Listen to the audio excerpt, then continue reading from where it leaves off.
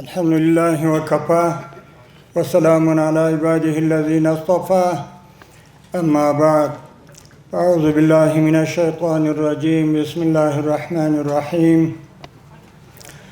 يا أيها الذين آمنوا لم تقولون ما لا تفعلون كبر مقتا عند الله أن تقولوا ما لا تفعلون صدق الله العلي العظيم وصدق رسوله النبي الكريم. خوشم چې د عینک میسو د کان د سړک د رغونې په غونډه کې ګډون لرم. د چین هیواد اطلاعات او کلتور وزارت معین او په افغانستان کې د دې هیواد سفیر او نورو درنو مسؤلینو او میلمنو ته ښه راغلاست وایم. موږ پرون هم د عینک د پروژې په اړه له چینایي میلمنو سره مجلس درلود او ورته روښانه مو کړه چې دغه پروژه موږ ته ډېر اهمیت لري او امارت یې د خپلو حساس او مهمو اولیتونو له جملې څخه ګڼي. د یادې پروژې په عملي کولو کې چې څومره وخت ضایع شوی دی، اوس یې باید په چټک کار ترسره کولو سره تدارک وشي. د قرارداد په تطبیق کې یوه ستونزه د پروسس په نتیجه کې ترلاسه کېدونکې زهرجنو موادو د له منځه وړلو هم وه.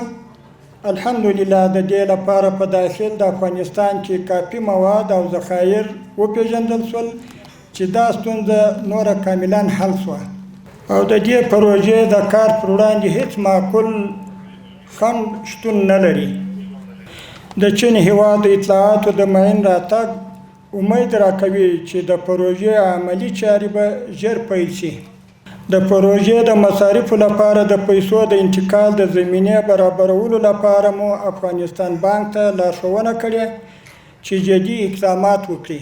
دوی ته موږ د اطمینان او ډاډ ورکوو د امنیت په لحاظ باندې کوم وګړي چینایي چې په افغانستان کې په هر بخش په هر ځای کې استوګنه لري، انشاءالله نه یوازې دوی چې هر پانګوال هر سرمایه گزار په افغانستان کې که د خارج وي که داخل وي، انشاءالله د امنیت په هکله موږ دوی ته ډاډ ورکوو.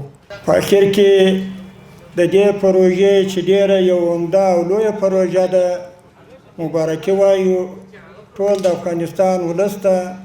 السلام علیکم ورحمت الله وبرکاته.